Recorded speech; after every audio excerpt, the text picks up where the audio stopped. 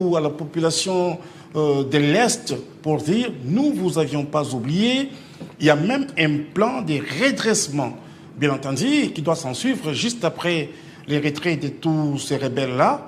Et donc le chef de l'État est en train d'y penser pour que nous puissions construire le pays dans son entièreté et que nos compatriotes qui sont sous l'occupation puissent retrouver la vie normale. Mais qu'en est-il du couloir humanitaire aujourd'hui? C'est vrai qu'on avait réclamé l'aide humanitaire, le couloir humanitaire pour que justement l'aéroport de Goma puisse rouvrir pour permettre à ce que les produits arrivent à Goma pour sauver également ces populations en déplacement. Qu'en est-il aujourd'hui?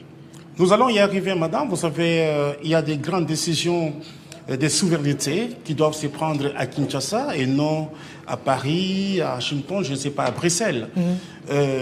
C'est vrai, monsieur le président français a émis un vœu comme celui-là, mais je pense qu'il nous revient à nous, Congolais, d'y réfléchir et voir comment est-ce que cela sera faisable. Nous allons y arriver.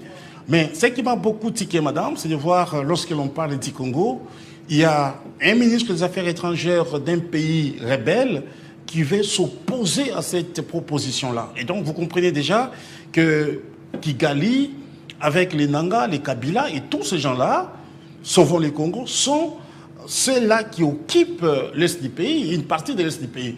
Et donc, moi, je me dis que pour la question d'ordre humanitaire, nous allons y arriver. C'est la décision du chef de l'État, c'est les combats du chef de l'État pour que nous puissions arriver à trouver des solutions à nos populations. Et je suis content parce que le chef de l'État lui-même s'était adressé à nos populations de l'Est pour dire « Nous vous avions pas oublié, il y a tout un plan qui est déjà concis pour que dès que ces gens-là libèrent l'espace qu'ils occupent, pour les espaces qu'ils occupent, eh bien, nous allons commencer déjà à reconstruire l'Est du pays. Ce n'est pas oublié. » Mais justement, que vient faire Sauvons le Congo dans cette affaire? Sauvons le Congo, c'est parce que... C'est pas un raccordement frauduleux? Ce n'est pas un raccordement frauduleux, madame Arlette. Sauvons le Congo est avec Kigali, Sauvons le Congo est avec Nanga, est avec Kagame. Donc c'est clair et net. Vous avez suivi les gardes qui y a avec Nanga. Je peux citer l'ancien sénateur Moïse Mourigabou, il était avec Kabila. J'ai même rencontré Franck Diongo à Addis Abeba. Lorsqu'il quittait Nairobi pour se rendre je sais où, je l'ai vu tout petit là, je regarde, je dis voilà. Donc je me dis, vous ne pouvez pas être pour la cause nationale et être avec les rebelles. Mais ça ne s'explique pas, madame. Aujourd'hui, justement, est-ce que le pouvoir en place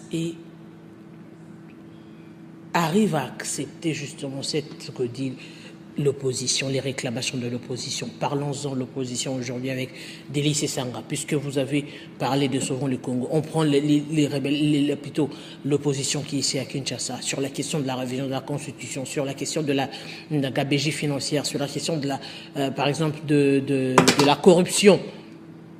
Ce sont des questions qui sont vraies. Sur les questions sociales, par exemple, ce sont des choses qui sont vraies. Écoutez, madame, vous savez, lorsque vous suivez à chaque fois, lorsque vous suivez Délice Sanga, le pouvoir en place arrive à rejeter tout en bloc. On prend Martin Fayulu. Il a été pour la question du dialogue avec les églises. Et on prend Sanga a été d'accord pour cela. Mais apparemment, c'est comme si la seule position qui compte, c'est la vie du pouvoir. La seule solution qui coûte, ce n'est pas seulement la vie du pouvoir, madame. C'est une question tout simplement de l'identité nationale. C'est une question du prestige d'être congolais. C'est une question, bien entendu, du nationalisme, madame.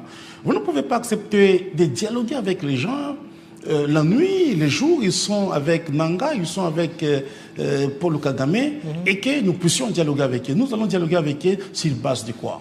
Vous savez, madame, j'ai toujours dit, nous n'avons pas une crise politique dans notre pays, mais plutôt nous avons une crise de la rébellion où le pays est exposé à une agression d'un pays étranger. Nous sommes allés aux élections, nous avions gagné les élections, s'il vous plaît. Oui. Il est des droits que nous puissions attendre, je ne sais pas, 2023, pour que nous puissions parler des élections. Mais quand vous parlez encore du changement de la Constitution, madame, je pense que la Constitution n'est pas un livre où on ne doit pas modifier. Parce qu'apparemment, la Constitution, apparemment, madame, même la Bible, on vous dit, version Semel, je sais que vous êtes une grande chrétienne, version Louis II, version ceci, cela, c'est que pour dire, on peut revisiter les choses. Mais c'est Sanga lui-même qui parle de ne pas toucher à la Constitution, était les premiers à avoir proposé à ce que l'on puisse changer la Constitution. Mais justement, puisque, et donc je ne vois pas pourquoi est-ce qu'aujourd'hui, il doit se rebiffer. Puisque cette question justement revient, est-ce que même l'opposition en soi a demandé à ce que